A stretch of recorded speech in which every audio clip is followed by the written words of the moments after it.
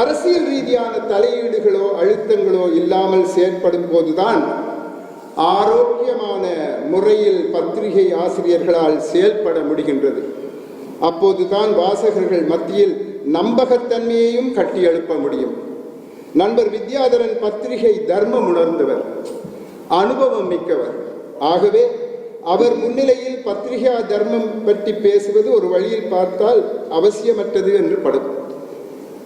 மறுபக்கம் பார்த்தால் அவர் போன்றவர்களுக்குத்தான் மீண்டும் மீண்டும் இவை பற்றி பேச வேண்டும் என்றும் கொள்ளலாம். ஏனென்றால் சூழல் அவர்களை எதிர்மறையாக மாற்றாமல் இருக்க இவ்வாறான உரிமையுடனான கருத்து உதவிகள் நன்மை பயப்பன என்று நம்புகின்றேன். அதாவது பத்திரிகைகள் உண்மையை மக்களுக்கு எடுத்துக் கூறுகின்ற நடுநிலை தவறா ஊடகங்களாக அமைதல் மிகவும் அத்தியாவசியம். ஒரு பத்திரிகையில் வெளிவருகின்ற செய்திகள் உண்மைத்தன்மையை கொண்டிருத்தல் வேண்டும். அதே சந்தர்ப்பத்தில் அச்செய்திகள் பொதுமக்கள் குழப்பமடையாத வகையிலும் இனங்களுக்கிடையே சந்தேகங்களையும் காழ்ப்பு உணர்வுகளையும் தூண்டாத வகையிலும் சமூகத்தின் முன்னேற்றத்திற்கும் எதிர்கால சுபீட்சத்திற்கும் ஏற்றவையாகவும் அமைதல் சிறப்பானது.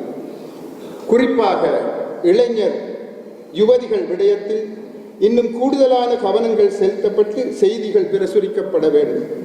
இளைஞர் யுவதிகளின் தவறான சில நடவடிக்கைகளுக்கு முக்கியத்துவம் கொடுத்து அந்த செய்திகளை முகப்பக்கத்தில் பிரசுரம் செய்வதன் மூலம் எதுவும் அறியா அப்பாவி சிறுவர்களும் அச்செய்திகளை வாசித்து அதன் தூண்டல் விளைப்பேற்றினால் தாமும் தவறுகளை இழைக்க முற்படுவது அவதானிக்கப்பட்டுள்ளது. சரியான விடயங்களை சரி என்று ஆமோதிப்பதற்கும் அதே நேரம் சமூகத்திற்கு ஒவ்வாத தவறான விடயங்களை தவறு என்று எடுத்து காட்டுவதற்கும் பத்திரிகைகள் பின்னிக்க கூடாது. பத்திரிகைகள் என்பன வயது வந்தவர்களதும் முதியோர்களினதும் பாடப்புத்தகங்கள் ஆவன. உலகத்தை அவர்கள் பார்ப்பது ஊடகங்கள் ஊடாகத்தான். அதனை மனதில் இருத்தி உங்கள் பத்திரிகைகளில் வெளிவருகின்ற செய்திகளின் உண்மைத்தன்மை 1க்கு 2 தடவைகள் ஆராயப்பட வேண்டும்.